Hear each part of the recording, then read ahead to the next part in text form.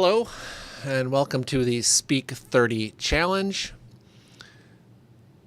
Today is day 27, and I call this one a day in the life. I had a busy day today. For my speech today, I'm going to give you a full recap of the day's events.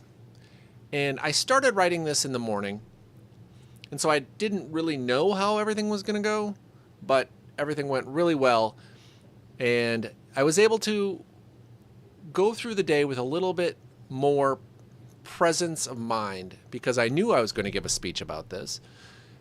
And hopefully I was able to accomplish that and have some real meaningful conversations. Here was my day. The day officially started, well, unofficially, at 3:30 in the morning, with me waking up and not being able to get back to sleep. Surprise, surprise. During that time, I worried about the end of a long weekend and having to go back to work tomorrow, getting everyone where they needed to go today, needing to say all the goodbyes that needed to be said, and how I was going to make the damn sweet potatoes that I have to make. Oh, and of course, my impending mortality, all of those things, the usual 3:30 in the morning things. I did fall back asleep. Piper woke me up at 6:10 a.m., pretty much right on schedule.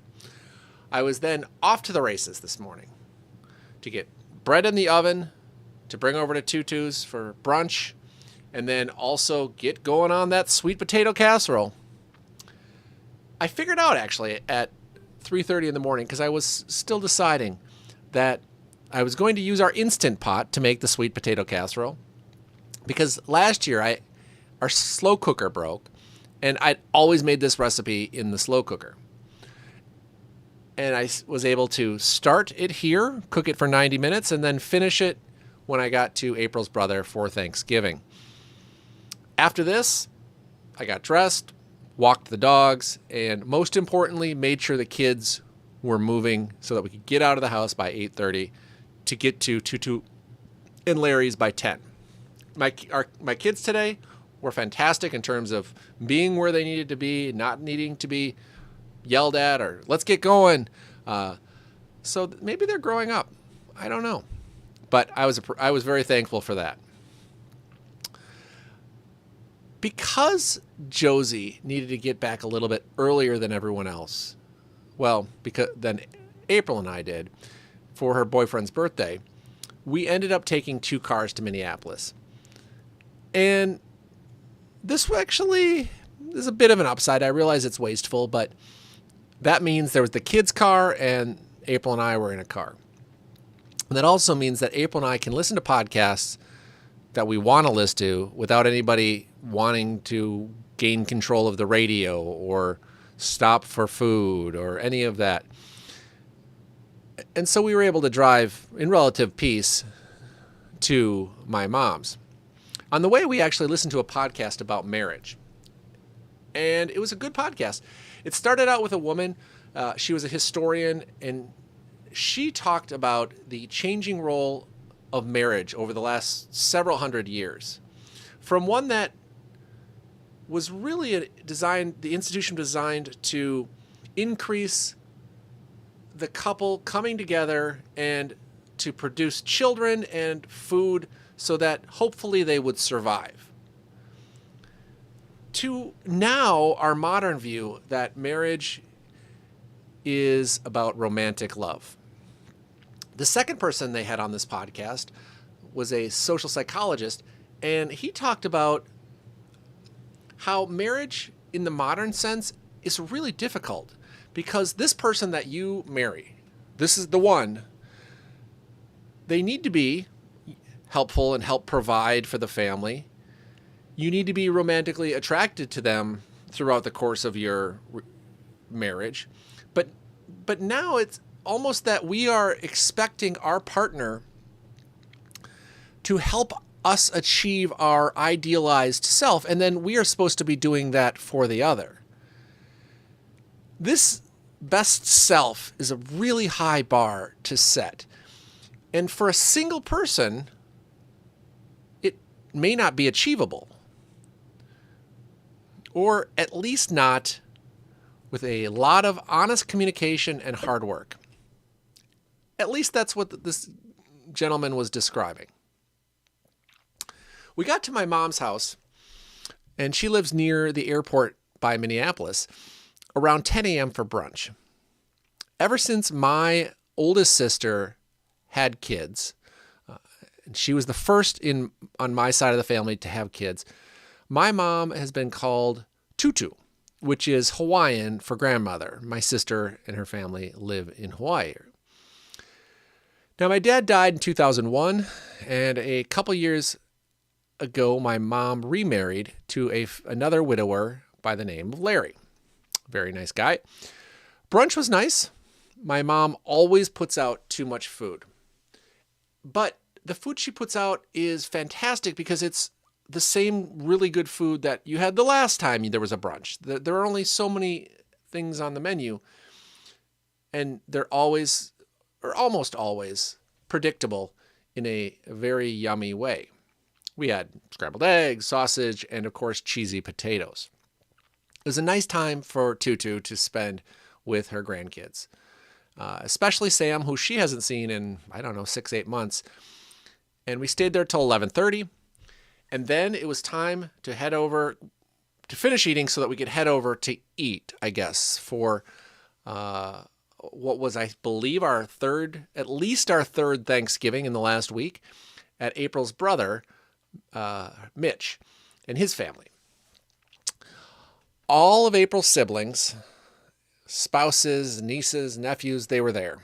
Now, Mitch and Aaron live in a ginormous house in a wealthy area of Edina, Minnesota. They have 4 kids, one of whom has Rett syndrome, which is kind of a disease that manifests itself similar to maybe Down syndrome, if you're not familiar with that. And she requires, lifelong care. But it's always good to come together as a family. And while we were waiting for dinner, April and I went for a walk around their neighborhood with their 5th grader, Lucas. And it was really nice of him, to agree to go walking with his aunt and uncle around the neighborhood. He's a sweet kid, and it was a nice walk to have him tell us a little bit about what's going on in his life, his 5th grade life.